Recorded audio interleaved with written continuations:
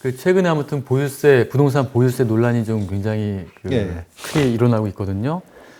일단 재산세 또 올해 좀 많이 늘어났지만은 이제 종부세가 이제 부과되기 시작한 시점부터 이제 사람들이 보면서 좀 충격을 받는 것 같은데 일단은 이 보유세가 늘고 있는 는 것은 일단 공시가격 현실화율이 가장 좀 큰 영향을 미친다고 봐야 될까요? 그렇죠. 공시가격 현실화율이 이제 급하게 올라가고 있고 세율을 또 올린 것도 있고 두 개가 종합적으로 이렇게 가는 건데 문제는 이제 저는 공시가격 올릴 때마다 국민들한테 정부에서 얘기하는 건 이겁니다. 야, 저기는 비싸게 매겨져 있고 여기는 싸게 매겨져 있고 그렇기 때문에 맞춰야 된다. 자꾸 이쪽을 얘기하는데 그건 제가 보기엔 야, 여기 세금 더 먹일래 덜 먹일래의 문제거든요. 그냥 심플하게 그거예요. 심플하게 세금 더 먹일래 덜 먹일래. 뭐 더 내라는 게 좋겠죠. 보통 국민들 입장에 자기가 안 낸다는 전제하에서는. 뭐 그런 식의 정책인데 일단 공시가격 현실화율이라든가 자꾸 이상한 편법을 쓰고 있다. 그리고 이제 조세 법정주의라는 게 있습니다. 그 세금을 없애는 게 법으로 해야 되는데 이게 대통령이 시행령으로 한 거거든요. 그래서 굉장히 좀 나쁜 선례가 될 수 있다라는 걸 하나 볼 수 있겠습니다. 그리고 이제 정부에서는 또 보유세를 높이면은 집값이 안정된다라고 생각하고 있습니다.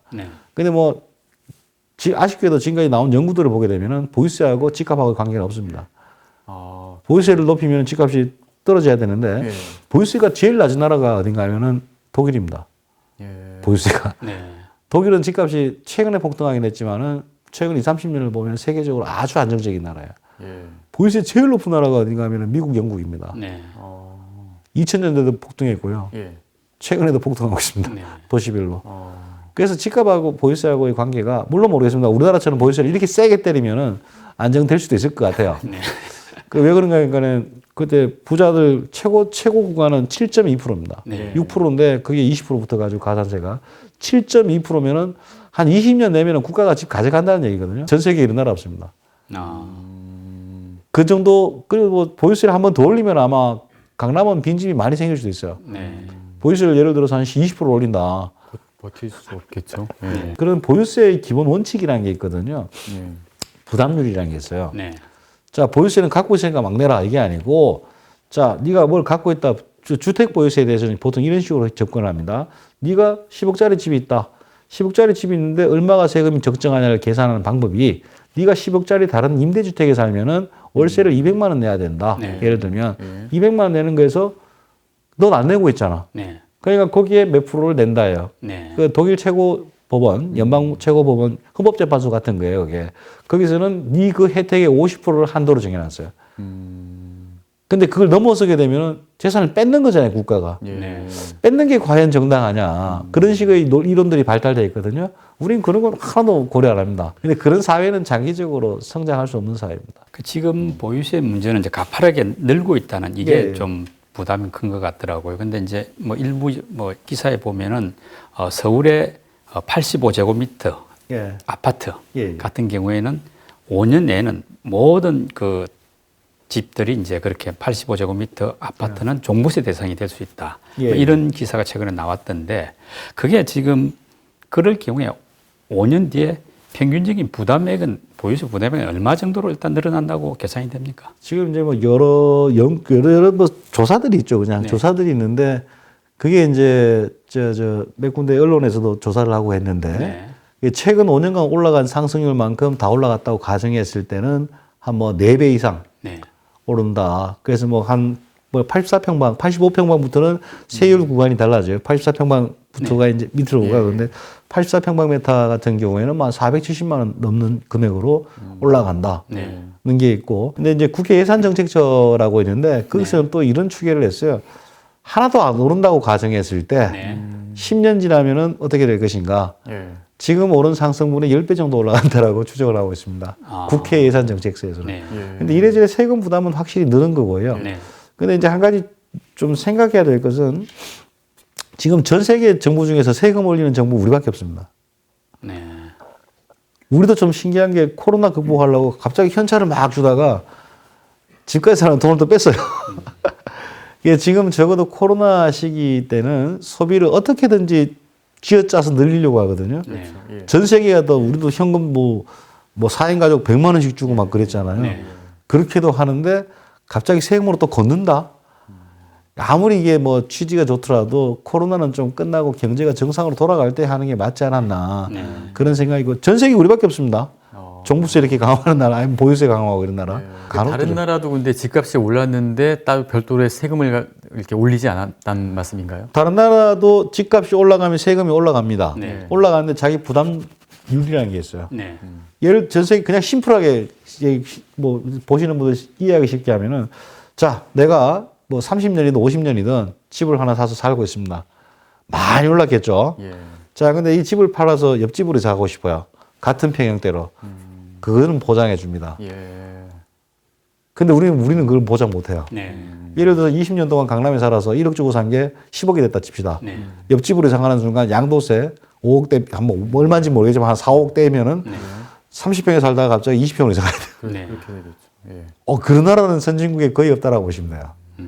그 주거권은 보장해 주는 거예요. 네. 그게 미국이 이제 뭐 보유세가 굉장히 높다 그러는데 그만큼 높지도 않고요. 그리고 이제 캘리포니아 같은 경우에는 자기 집 살 때 가격이에요. 공시 가격이 아니고. 자기가 예를 들어서 지금 20억인데 내가 살 때 1억이었다. 1억에 대한 세금만 내는 겁니다. 보유세. 지금 20억에 사시면 20억에 대한 세금 내는 거고요. 과세 기준이 다 달라요. 매입 그래 단계에. 과세 표준이요. 과세 이제 공정시장 가격 비율을 해서 우리 90%뭐 이렇게 하잖아요. 네. 세계적으로 거의 없다고 보시면 됩니다. 아. 거기다 근데 그 공정시장 가격 비율이 중요한 게 아니고요. 네. 세금을 어디만큼 매길까가 중요해요. 네. 공정시장 가격 비율이라는 건 거기에 맞추는 자의적인 편의적인 그런 수단인 거지. 네. 이게 90% 100%가 맞다는 아니고요. 예. 자, 부자는 세금 얼마 정도 내는 게 맞아? 야, 30억짜리 갖고 있으면 매년 1억? 네. 30억짜리 집이면 1억 내거든요, 이제. 과연 정당한 거냐. 근데 그 30억 중에 노인분들 은퇴하고 그렇죠. 1억 어떻게 됩니까? 네, 네. 이번 정부, 뭐, 조지스트 이렇게 얘기하는데. 네. 헨리 조지가 이제 뭐 토지세 먹여가지고 하자. 그게 토지 공개념, 국토세 뭐 이렇게 얘기가 막 흘러가는 네, 건데. 네, 네. 그 얘기를 또 사실 뭐 굉장히 뭐 중요한 얘기긴 하지만. 근데 그 사람이 이 얘기했습니다. 자, 시내에 있는, 그 나라에 있는 개를 없애고 싶다. 멍멍이, 개. 네. 개한테 세금 먹이면 없어진다. 예. 자, 주택을 없애고 싶니? 주택에다 세금 매겨라 이럽니다. 그럼 주택이 없어진다. 네. 보유세가 그겁니다. 네. 그래서 결국 보유세를 세게 매길수록 뭐 강남 집값은 잡을 수 있겠죠. 뭐 저는 사실 보유세 학술적으로 보면 보유세가 집값 잡는다는 증거가 없어요. 네. 그냥 기다 아니다 왔다 갔다 해요. 네. 없다 이런 경우도 있고. 근데 이렇게 세게 때리면 잡힐 것 같아요. 저는 네. 세계적으로 엄청 어마어마하게 세게 때리는 거거든요. 네. 근데 이렇게 때렸을 때 사회 전체적으로 어떻게 되느냐? 주택수가 줄어들어요. 네. 줄어들면 어떻게 되느냐? 결국 서민들 더 힘들어지는 거예요. 근데 보유세가 우리가 상대적으로 좀 낮다. 그럼 네. 앞으로도 좀 더 높일 여지가 있다. 이렇게 알려져 있지 않습니까? 좋았죠. 일단 그 OECD 보고서하고 보면은 네. OECD에서는 이렇게 나와 있습니다. OECD는 세율로 안 따집니다. 세율로 하면은 네. 예를 들어서 이제 저기 아프리카는 땅값이 그냥 다 100만 원이에요. 세율 10%예요. 네. 그러면은 세율은 10%지만 10만 원 걷잖아요. 네. 근데 우리나라는 땅값이 다 1억이에요. 네. 1% 해도 100만 원이잖아요. 예. 그래서 퍼센트로 비교하는 게 아니고 GDP로 기준으로 해가지고 GDP 대비로 니네들이 부동산 얼마로 세금을 걷는 이렇게 비교를 합니다. 그렇죠. 그렇게 봤을 때 우리가 이제 그 보유세는 재산세죠. 네. 재산세는 평균 약간 아래요. 네. 아주 아래가 아닙니다. 네. 약간 아래야. 근데 세율로 하면 복잡해져. 네. 세율로 하면 우리나라는 부동산이 비싼 나라거든요. 네. 비싼 나라라 가지고 세율로 하면은 낮게 되겠죠. 근데 세금 내는 액수는 많아요. 네. 그래서 어떤 지수가 맞는지 모르겠지만 OECD는 하여튼 그렇게 쓰고 있어요. 홍콩 같은 경우는 어마어마하게 비싸죠. 네. 세율은 어마어마하게 낮겠죠, 그러면은. 그렇죠. 어차피 그 사람들 소득 한 4, 5만 불밖에 안 되니까. 네. 이게 자기 부담할 수 있는 율이잖아요. 그런 기준에서 봐야 되는 거. OECD에서 봤을 때는 보유세는 살짝 낮은 거고요. 네. 거래세는 탁월하게 1등이고요. 거래 비용. 네. 양도세하고 이제 취득세 이런 것들인데 두 개를 합치면 1등입니다. 아. 근데 뭐 그래서 이제 그 노무현 정부 때도 다 그러고 거의 교과서에도 이렇게 나옵니다. 네. 보유세는 올려야지 자원 배분이 효율적으로 되고 네. 거래 관련 비용을 낮춰야지 자원 배분이 더 효율적이다. 네. 거래 관련 비용을 올리면은 자원 배분이 효율적으로 안 일어나죠. 네. 왜곡이 일어나죠. 네. 그래서 시장이 항상 최적화를 못 찾는데 예. 우린 둘 다 올리고 있습니다. 양도세가 법인 같은 경우도 그렇고 내년 6월 이후에는 거의 80% 이상 내거든요. 네. 양도세를. 그 어마어마하게 전 세계에서 뭐 물론 최고 구간 85인가 80인가 네. 양도세가 85%까지요. 와. 3주택자가 팔 때. 아, 3주택자니까. 그러네. 지금 보유세도 3주택자 중에 최고 구간 한 뭐 100억쯤 되나? 그때면은 7.2%입니다. 네.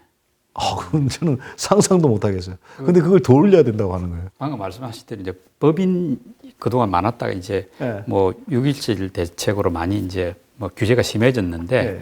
그 법인은 뭐 보유세도 세지만 이제 양도세도 워낙 또 무거우니까 네. 지금 봐서는 법인이라는 저 부동산 법인이라는 이런 사업 자체가 존속할 수 있겠느냐 싶거든요. 저도 이게 참 걱정인데요. 네. 우리나라가 불과 10년 전만 하더라도 일본이나 이런 데는 법인 사업자가 네. 40만 채 보유하고 그런 게 있습니다. 네.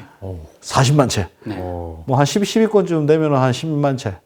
일본. 네. 예. 좀 특수한 상황이고 몇만 채 보유하면서 그 기업적으로 보유하면서 관리하면은 네. 가격을 더 낮출 수 있잖아요. 규모의 예. 경제가 네. 있으니까. 예. 근데 그걸 양성을 하려고 하고 막 그러다가 세계적인 추세가 또 그쪽이 있으니까 네. 그렇게 하다가 이제 지금 정반대로 돌아섰는데 네. 일단 보유세가 법인 다주택자는 6%입니다. 예. 지금 법인이 아니고 지금 서울에 아파트가 아니고 주택을 사가지고 임대를 주잖아요. 그럼 수익률이 한 3% 내립니다. 3% 내는데 보유세를 6% 가져가요. 마이너스. 네. 마이너스죠. 네. 그 다음에 또 양도세는 20%포인트를 더 가산합니다. 네. 그러니까 이제 법인이 공급하는 임대주택은 거의 없어지는 게 아니냐. 네. 실제 제 지인들도 몇 명이 임대주택 해서 뭐 한 50개짜리 해서 하려고 하다가 그걸 지금 사업을 전면 재수정하고 있거든요. 제가 지금 방금 드린 말씀은 뭔가 임대주택 공급이 줄어든다는 거예요. 그렇겠네요. 예. 네. 줄어들면 또 서민들이 힘들어지고 또 그렇게 되겠네요. 예. 지금 양도세도 사실은 양도세도 우리나라 정부가 참 그 오해를 했던 게 우리가 양도세 올리면 뭐 갑자기 뭐 좀 좋아질 것처럼 맞잖아요, 집값이. 거기에서는 교과세는 두 가지 효과가 있다 그럽니다. 값이 단기적으로 떨어져 가지고 안정화 효과가 있을 수도 있다. 네. 그 다음에 공급 동결 효과로 해서 올라갈 수도 있다. 교과세는 두 개. 근데 한 90년대부터 우리나라의 논문들이 나온 걸 보면은 공급 동결 효과로 이래서 올라간다 쪽이 세요. 그 연구가 다 있습니다. 예. 그럼 저도 이제 그런 얘기 했거든요. 정부에다가 했으면은 정책 만들면 그럴 수도 있으면 그걸 막기 위해서 우리는 뭐 이렇게 한다. 네. 있어야 되잖아요. 예. 근데 이런 식이에요. 우리는 그런 거 없다. 그런 현상 안 일어난다. 임대차 3법 할 때도 2법 할 때도 예. 그 다 얘기했어요, 학자들이. 다 있죠. 예.